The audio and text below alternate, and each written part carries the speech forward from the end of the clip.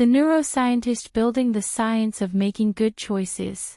Patricia Lockwood is looking at decision-making and social behavior from childhood to old age.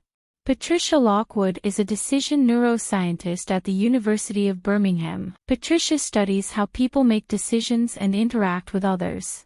She is using a variety of methods of looking at the brain to better understand how these behaviors develop. Annie Brookman-Byrne talks with Patricia about the challenges of this research and the impact it might have on children. Annie Brookman-Byrne, what are you trying to understand about social behavior, and how are you studying it? Patricia Lockwood, I'm investigating how we interact with other people, how we understand other people's thoughts and feelings, and why we sometimes help or harm others. I also look at what is happening in the brain when people carry out these social behaviors, because, of course, when you make a decision, it's got to be driven by a brain process. My research is trying to find out whether specific parts of the brain are involved. I am looking across the lifespan, from childhood to old age. For some of this work, I've used functional magnetic resonance imaging, fMRI, which measures blood flow and lets us produce those pretty pictures where it looks like parts of the brain are lighting up. This works well when the brains are all of a similar size, so with my team, I use this tool when studying young adults, whose brains and blood flow are similar. Using fMRI is challenging when brains vary more in size, such as those of young children and older adults. With those groups we look at their behavior to infer what might be happening in their brains. We ask them to make decisions while they're thinking about or interacting with another person, and that gives us some insight into the brain processes underlying their decisions. I want to use the science to improve people's lives. ABB, what impact do you hope your research will have? PL, ultimately, I want to use the science to improve people's lives. But before we can do that in my area of research, we need to build a solid understanding about the basic science behind how decisions are made. I'm uncovering the behaviors and brain mechanisms behind making good choices, and this contributes to the evidence base that will eventually help adults to support children in making good decisions so they can thrive. But I think my work has had an impact in a different way. I was fortunate to collaborate with people from many different backgrounds,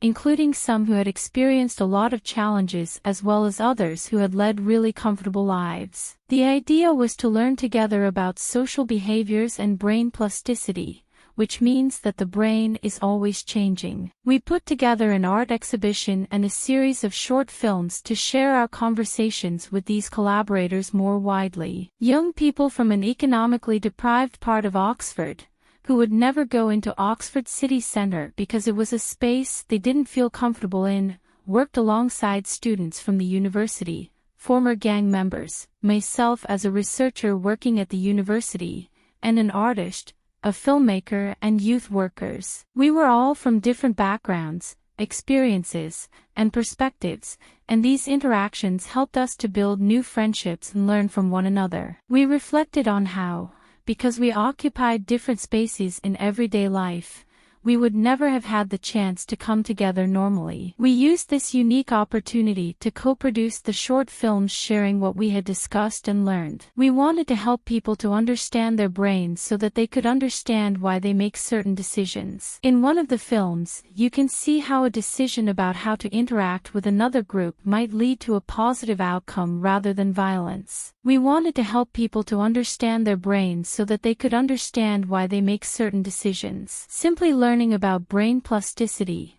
which is not generally taught in schools, empowered everyone to feel like an agent of their own behavior and decisions. The film shows how we came together to learn about the biases we may have about people in other groups, and how those biases can affect our behaviors. One of the former gang members said, "Imagine how many lives would be saved if we all had that way of thinking."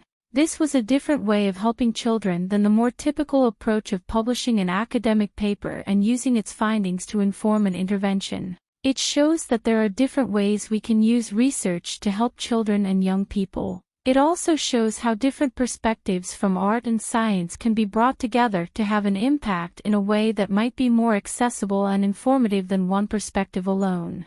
It was such an inspiring project to be part of. ABB, what drew you to this field in the first place? PL, at secondary school, I'd read fascinating popular science books by neuroscientist Antonio Damasio about consciousness in the brain, and by neurologist Oliver Sacks about the impacts of brain injuries on behavior. I was intrigued to learn that people could behave very differently if a part of their brain was damaged. I went on to study psychology and philosophy at university, where I became interested in social behavior and the biology behind behavior. I learned how levels of oxytocin and dopamine in the brain can change how people behave when they interact with others, and I thought that was inspiring. Understanding that there could be a specific biological reason for why people behave differently during social interactions was fascinating. It seems obvious now.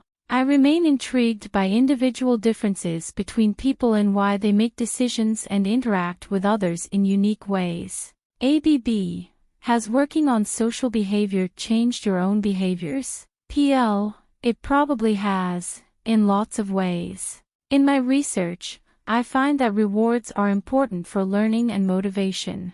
That's also helped me with my own learning. I make sure there is some kind of reward if I'm tackling something difficult, and I try to focus as much as possible on what has gone well. This can be challenging in academia, where negative feedback is common. The more we uncover, the better equipped we will be to have a positive impact on children's lives. ABB, what ideas are you pursuing next? PL, I'm excited about a new project combining a number of different brain imaging techniques. There's a new technique called optically pumped magnetometers, or OPM, which is a wearable system, for any head size, that measures when and where things happen in the brain. We'll be able to use this device across the lifespan, from early childhood to old age, to see what's happening while people make decisions.